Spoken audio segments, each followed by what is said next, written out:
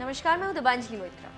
भारत नेपाल का सीमा विवाद अब खत्म होने के बजाय आगे ही बढ़ता जा रहा है। लग रहा है कि अब भारत नेपाल के रिश्ते और कड़वाहट भरे होंगे। इसकी बानगी नेपाल के बार बार भारत के खिलाफ बोलना बता रहा है। अब भारत के खिलाफ 2 कदम और आगे बढ़ते हुए नेपाल ने पहले संसद के दोनों सदनों से विवादित नक्शे से संबंधित संविधान संशोधन को मंजूरी दे दी, जिसके बाद भारत के साथ उसके संबंधों में तनाव पहले से ज्यादा बढ़ गया है। अब खबर आ रही है कि चीन की शह पर नेपाल ने भारत से जुड़ी सीमा पर सेना की 100 नई चौकियां बनाने का काम शुरू कर दिया।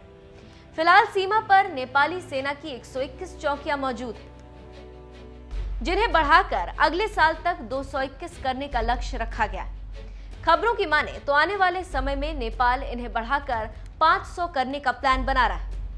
ऐसे में स्पष्ट है कि नेपाल भारतीय सीमा पर ज्यादा से ज्यादा सेना तैनात करने के इरादे से ये सब कर रहा है और उसके इस आक्रामक रवैये के पीछे किसी बड़ी शक्ति का हाथ है। सशस्त्र सीमा बल भारत और नेपाल के सीमा की सुरक्षा की जिम्मेदारी संभालती है। एसएसबी और भारत की सेंट्रल इंटेलिजेंस एजेंसी से मिली सूचना के मुताबिक नेपाल आर्म्ड पुलिस फोर्स को सीमा पर तैनात कर दिया गया है और जल्द से जल्द 100 अतिरिक्त सेना चौकियों को बनाए जाने का काम जारी है।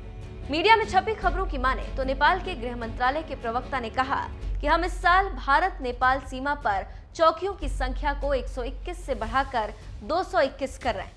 हालांकि चौकियों की संख्या को बढ़ाकर 500 किए जाने के सवाल के जवाब में उन्होंने ऐसी कोई जानकारी होने से इनकार कर दिया।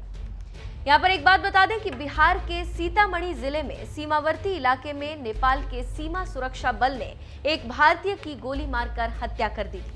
ये घटना ऐसे समय में हुई है जब नेपाल की संसद ने उस नक्शे से जुड़े संविधान संशोधन को पास कर दिया, जिसमें भारत के इलाके के कालापानी, लिपुलेख और लिम्पियाधुरा को नेपाल में दिखाया गया है। अब देखना होगा कि आगे क्या होता है, लेकिन इतना जरूर है कि विवाद अब कम होने के बजाय बढ़ता ही जाएगा।